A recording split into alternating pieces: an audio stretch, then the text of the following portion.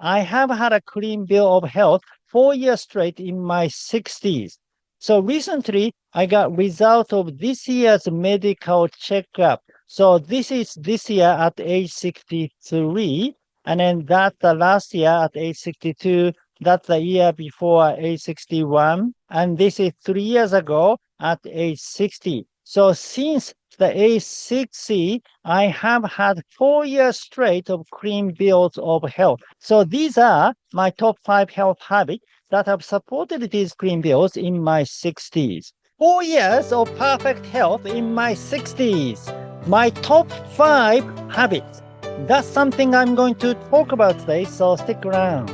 Hi, my name is Hachiaki Takamiya, a 63-year-old biohacker based on Japanese natural health and the author of Rewiring, Not Smarter. In the last video, I shared with you about Atsuhiko Nakata, a Japanese influencer who I think is like Joe Rogan because he is so influential and he has even influenced some political election results. So that now many politicians want to appear in his program. And just like Joe Rogan, he was a comedian too. He was in a comedy duo called Oriental Radio.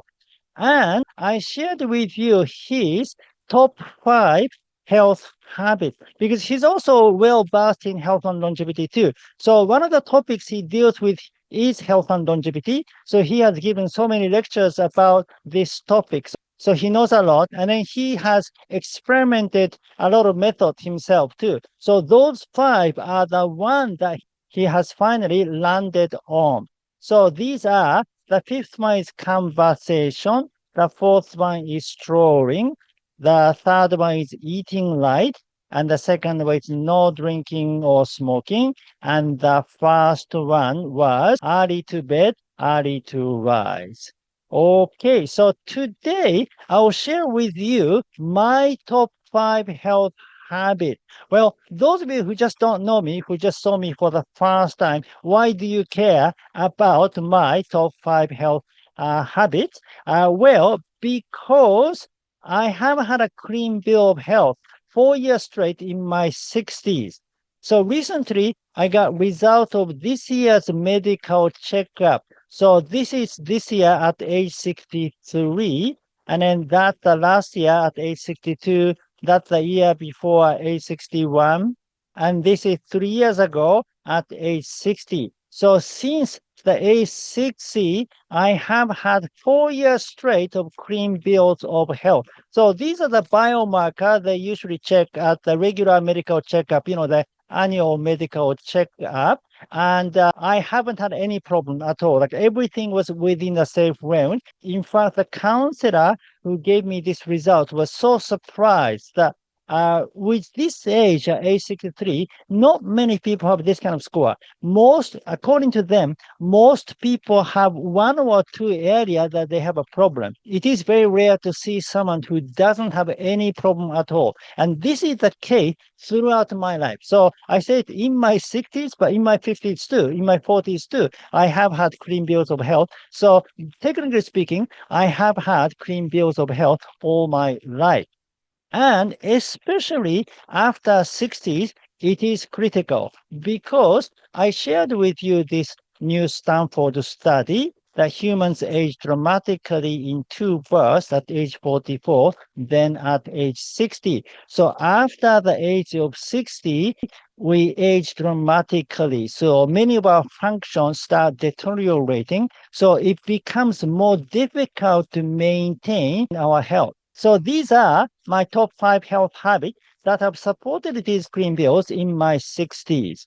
So first, I'll share with you the 5th best health habit and the 4th best health habit, and then the 3rd best health habit, and the 2nd best health habit, and finally, the best health habit. Now, I have changed these orders a little bit from 2 years ago or 3 years ago. So what I thought was the best now is not the best. So this is the latest health habit that I have landed upon. So please watch the video until the end. Those of you who just discovered this video today, This is the Ikigai diet channel, which is a health and longevity channel. We usually cover things like diet, exercise, mindset, and sometimes we cover Japanese blue zones because there are several blue zones in Japan other than Okinawa, and we cover from traditional Japanese health method to modern Japanese health trend such as chokatsu. So basically, this is the channel about how to increase health span for people over 50 or 60. So if you're interested, please subscribe to this channel. Thank you. Okay, so my top 5 health habits. The fifth one is living according to the circadian rhythm. So I usually go to bed at 11 p.m. and I get up at 7 a.m. So I sleep for 8 hours. So this is not as significant as Atsuhiko Nakata because he goes to bed at 9:30 p.m. and he gets up at 6 o'clock. So his sleeping time is a little earlier, which is probably better. And I don't do anything special for sleeping. I don't use Apple Watch to track my sleep quality, or I don't use an air conditioner or any temperature control in my room. So my room now is very hot, and in the wintertime it is very cold. And so I don't do anything special for my sleeping. I just sleep 8 hours, and I naturally kind of sleep, and I don't really wake up in the middle of night. So I do sleep well, but I'm not deliberately optimizing my sleep. But at the circadian rhythm as a whole, I think I am living according to this rhythm because I always do the morning sunlight exposure because I exercise outdoor in the morning after waking up. And then morning sunlight exposure is critical to align yourself with a circadian rhythm.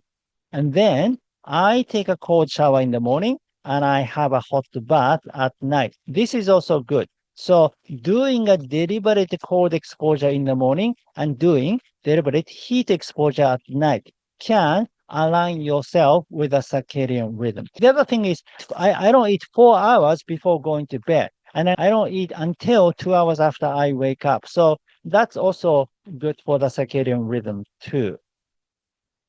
Now, the fourth best habit is diet. I suppose some of you are surprised about it because it used to be number one. Yes, you say, what's number one? Because we eat 3 times a day, diet is so important. I think for most people, it still is the most influential factor of your health, especially if you have a standard American diet or standard Western diet. I think by changing your diet, you can improve your health condition tremendously. So if anything you want to change your diet for most people. But in my case, I haven't had that bad diet most of my life. Even when I wasn't paying attention to my diet, when I wasn't so health conscious, my diet wasn't that bad. I was in a kind of standard Japanese diet, which isn't really perfect, but it wasn't terrible either. For me, changing diet hasn't affected my health that much compared to other factors. So what kind of diet do I practice? I practice the Ikigai diet. And those of you who don't know anything about the Ikigai diet, please read Live Wiser, Not Smarter, Chapter 3, The Ideal Diet to Increase Health Span, and you will know exactly what it is. And I think this is the best diet because I spent so many years investigating, researching different, factors of diet. And then this is the one that I have finally landed upon. And I think you cannot really argue. You cannot really make anything better. Having said that, different people have different diet, which are, good for them, depending on where you live, your personality and everything. And people have different ideas too. I'm sure some people think vegan diet is better, or ketogenic diet is better, or carnivore is better, macrobiotics better, or raw food diet is better, and so on. So that's another thing about diet is nobody agrees with each other about this ideal diet. So we don't know. It's so confusing, especially now with the protein business. There's a big debate going on between high protein diet and low protein diet, and we don't really know which is right and correct. So because of that, even though you decide to change your diet, you don't know what kind of diet you should practice. It is very confusing. So now I think you may be better off focusing on other areas which are clearer than diet. All right. So third best health habit is intermittent fasting. Now, intermittent fasting is not as popular these days because of the protein hype. Many people stop skipping breakfast and they have 3 meals a day, which is fine, but I don't think you should do that every single day. So I now think avoiding eating a lot constantly is critical. So you don't want to eat a lot all the time, because this is what's happening.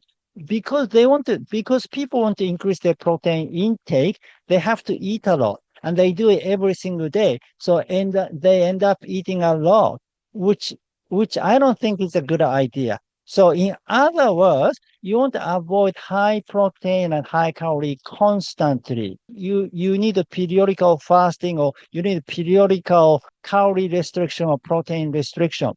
For example, in my case, I practice 36 hours fast once a week. And then 4 days a week, I eat 3 meals, but between 9 a.m. and 7 p.m. So I practice 14 hours fast. So I'm not eating a lot every single day. So there are times that I don't eat so much.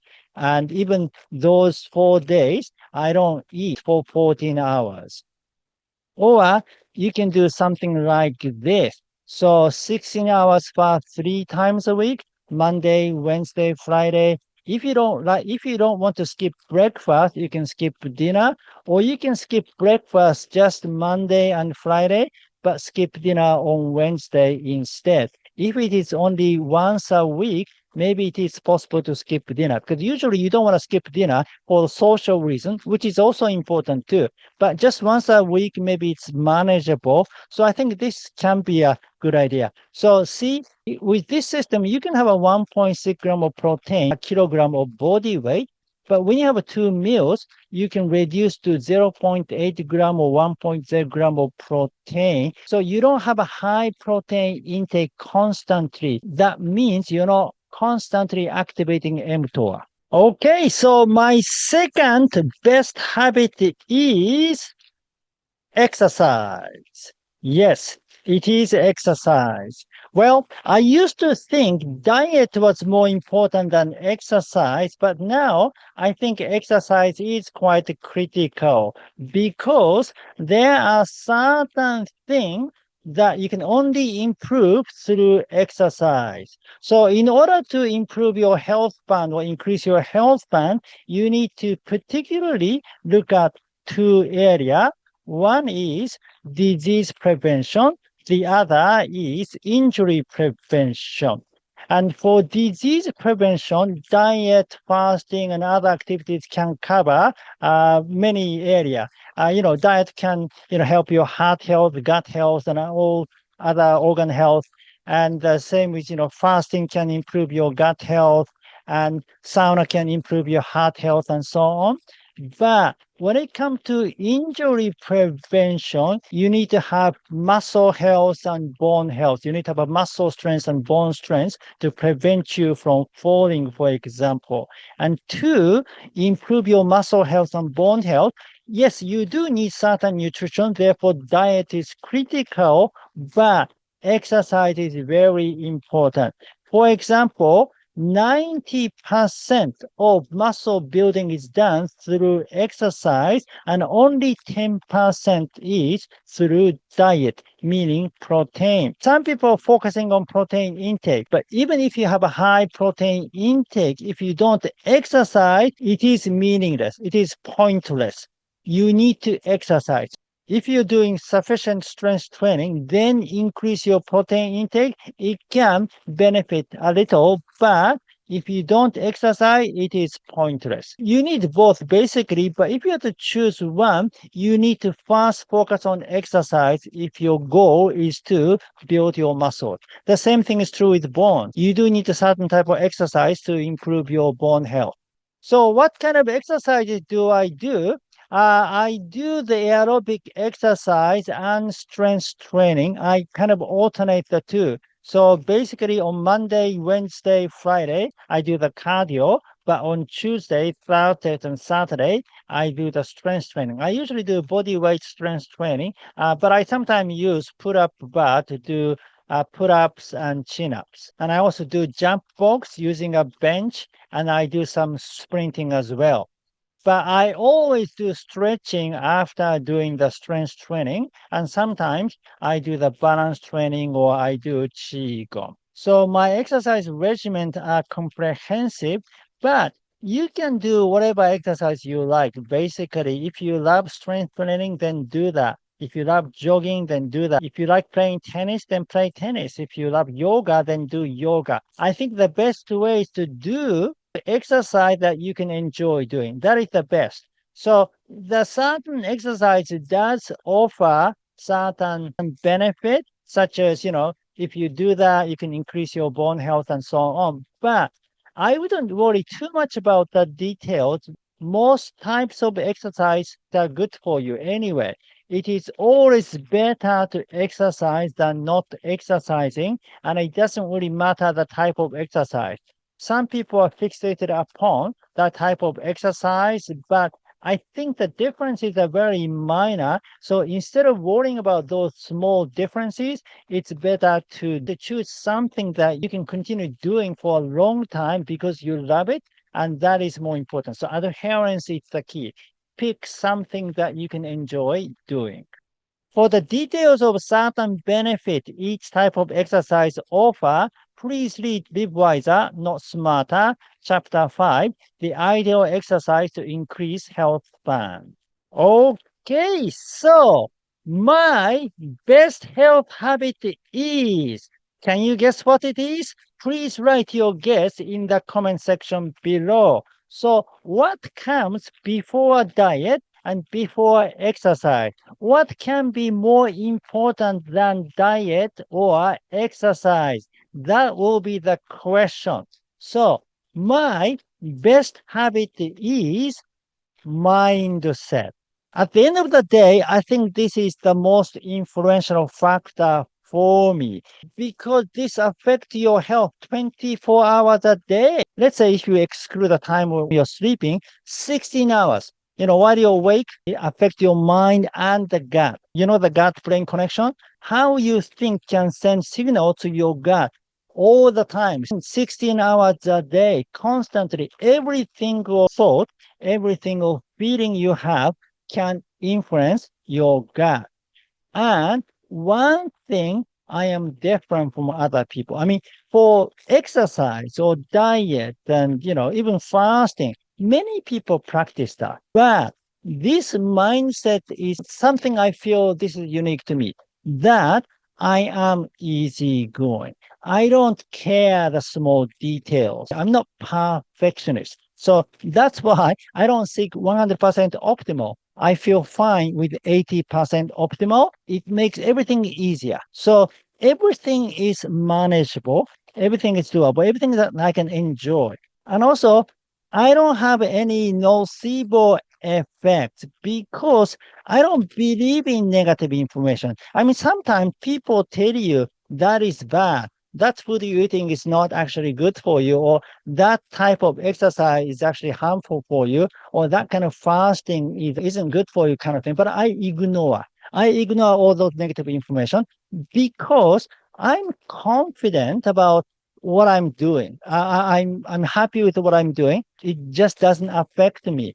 And I do believe mind power is stronger than the actual science. What you believe is more effective than actual science. Even if you bring me 1,000 scientific data saying this is bad, I just don't care. I mean, I do care if it's something that I can do. It is something that within my capability, I will incorporate that information. But it is something that is not doable, something that doesn't fit within my lifestyle and my personality, then I just ignore it. Therefore, I don't have any nocebo effect. I'm very happy with what I am doing. Because of that, I don't have a stress. I'm stress-free. This is the common factor among centenarians. Centenarians are stress-free. Many of them seem to be very happy and easygoing. They don't really care small things. Therefore, they have stress-free. So many of them know how to shed stress, but they don't gain stress in the first place. And I think I have a similar mindset. So I am pretty confident about it. And the last part, which is not common among biohackers, is that I am not competitive. And centenarians aren't usually competitive. Longevity is not a race. It's not a competition. But for some reason, many biohackers are very competitive, or maybe not competing with others, but they're competing with yourself. Like you're always trying to upgrade, always trying to optimize, always trying to find a more efficient way and so on. Always working very hard. Like, I'm gonna live to 120. I'm gonna stay healthy. I will never get sick. They become very tense about it. I think this very attitude may be a problem. I don't mind dying at age 100 or even dying at age 90. I mean, I would like to live to 120 in good shape, but if I don't, that is also okay too. I just give in to the universe. No matter what happens, everything has a reason. So I feel happy whatever happens. So this mindset of total letting go is the key. All right. So to sum up, the fifth is living according to the circadian rhythm. The fourth, diet. Third, intermittent fasting. Second, exercise. And first, mindset. Now, as you can see, each activity can support your mindset. Exercise can support your mindset. Living according to the circadian rhythm can support your mindset. Diet definitely support your mindset. And intermittent fasting can support your mindset. So in some way, there are no orders. Every single action is important. If you want to know how to train your mind, please read Ikigai Biohacking, Chapter 6. Mental exercises to bioharmonize yourself. And for increasing health fun in general, please read Live Wiser, Not Smarter. I covered diet, fasting, exercise, sleep, heat and cold exposure, and brain optimization, which are all important to increase your health fun. Okay, that's it for today. Thank you for watching. Again, my name is Hachiaki Takamiya, the author of Live Wiser, Not Smarter. If you like this video, please give me your thumb up and subscribe to my channel. And please leave your comment. What are your top 5 health habits? Thank you. If you enjoyed this video, you may also enjoy this video. So please watch it.